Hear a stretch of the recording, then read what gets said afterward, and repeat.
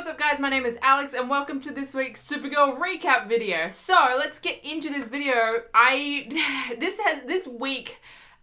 Valentine's episode has been an episode I think we've all been pretty excited for quite a while, because it was a few weeks ago now that they sort of started advertising it as like a Sanvers centric episode, like releasing pictures of Alex and Maggie dancing and all dressed up, and it was really, really cute.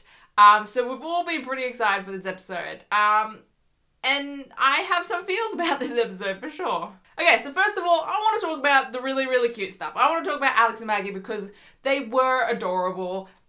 So cute. That end scene when they're like slow dancing and like Maggie's all dressed up in a suit and Alex is in a dress, and oh my god, it's so cute.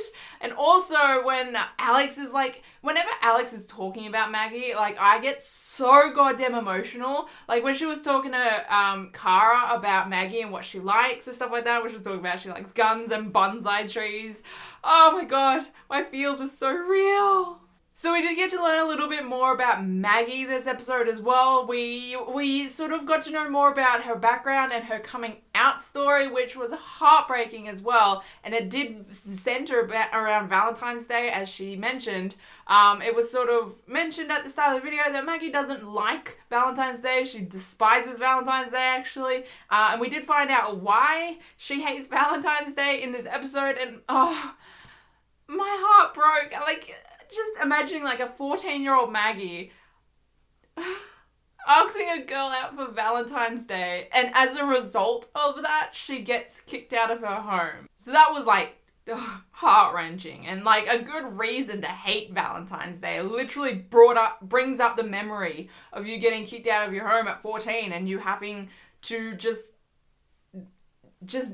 essentially live on your own for 3 years until you're 18, because like, she mentions she goes to live with her aunt for 3 years, which kind of suggests that she moved out when she was like 18-ish, or like as soon as possible, which kind of suggests that her aunt wasn't as like very supportive either.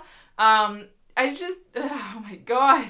I'm not a huge fan of Valentine's Day, but like if that was my story on Valentine's Day, like I would just like hide in a hole every Valentine's Day. I do have some issues with some Sanvers stuff this week. I had an issue with the fact that it sort of suggests that Maggie had to apologize to Alex and had to make it up to Alex. Like, yes, Alex wanted a happy Valentine's Day. You know, she hasn't really been able to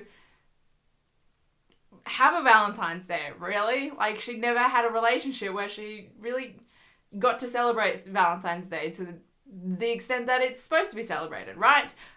We all understand that, but like the fact that like Maggie told Alex that she doesn't like Valentine's Day, and then Alex still sort of having a Valentine's Day even after Maggie was saying she didn't, you know, I can understand that still, right? Like, Alex is like, oh, we'll just make it, like, you know, a personal Valentine's Day, you know? It won't be, like, some big deal. It'll just be, like, something special for us. I can understand why she did that. But then after, when Maggie went on to explain why she hates Valentine's Day and what Valentine's Day means to her, I don't understand why Maggie still felt the need to make up to Alex, right? Like, I don't understand. I didn't understand that sort of writing. I don't understand why. Yeah, I like that's just like it's a traumatizing fucking memory. Like, you don't. As much as I love Sanvers and as much as I love Alex, I feel like you're not gonna like instantly get over that life event that happened the first Valentine's Day you have with a girl that you really, really like, you know? I don't know if I'm gonna explain this right, but I don't know. Yes, the dancing was cute. Yes, the scene was cute, but I don't understand why Maggie felt the need to make up for her traumatic experiences. That was one frustration I had with this episode. Now let's get on to the rest of the frustrations I had with this episode. This was not how I thought I was going to be making a recap video for this episode. I thought this was just going to be like fangirling 24/7. Instead, I'm sure you guys have noticed, many people have been disappointed, including me. So let's get into some disappointments. What the fuck is Mon-El doing in this show still? Oh my god. They had this villain dude, Mr. Mxyzptlk. I don't fucking know his name. I thoroughly enjoyed him as a villain. He was quite entertaining. He destroyed Mon-El continuously, so I very much appreciated that. But I don't understand how they can bring a villain like him onto the show where he is literally Mon-El. Like, he is literally as toxic as Mon-El. Everything that he does is what Mon-El does.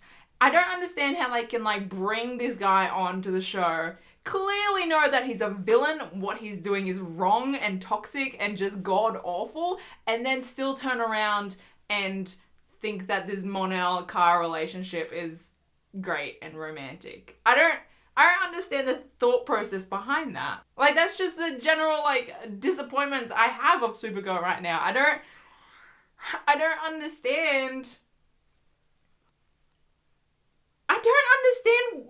what they see in Mon-El. Why they keep writing him like this toxic piece of shit. And they're still like, oh, this is really romantic and this is cute and whoa, look at them, they're adorable. No, they're fucking not. Like, he literally says in this episode, he misses being, like, misogynistic and not caring. I don't understand how people find that romantic at all. Like, I don't understand how people find this dude romantic at all. No clue. Yeah, I feel like I could go on and on and on and on about Mon-El and this villain and, like, the similarities between them and just my confusion, but, like, we don't want another fucking 40-minute video centered around Mon-El because we've already had that with this episode of Supergirl. I don't understand why they fucking advertised it as Sanvers-centric when, what, I think someone said they had, like, less than 5 minutes of screen time, or maybe it was, like, 5 minutes of screen time. And then, like, I wouldn't even be surprised if Mon-El had more screen time this episode than Kara. It's just the Mon-El show. And I don't understand the appeal at all. He's so gross and toxic. Anyway, I want to move on to, this isn't so much a disappointment, actually. I want to move on to Winn. He's got a cute new girl in his life, and I kind of ship them. They're kind of adorable. I love Winn. I adore Winn so much. I really do. I'm kind of glad he's safe away from this Supergirl relationship that could have been, like, there's always seems to be, like, this just relationship drama around Supergirl. Like, season 1, it was, like, a weird triangle going on between Winn and, like, James, although Winn never really had a chance. Kara never liked Winn, but Winn liked Kara. Anyway, I'm glad that, like, that's completely not happening anymore, right? I'm glad Winn sort of moved on and he's got a cute girl now, and I'm looking forward to those two. They look adorable. I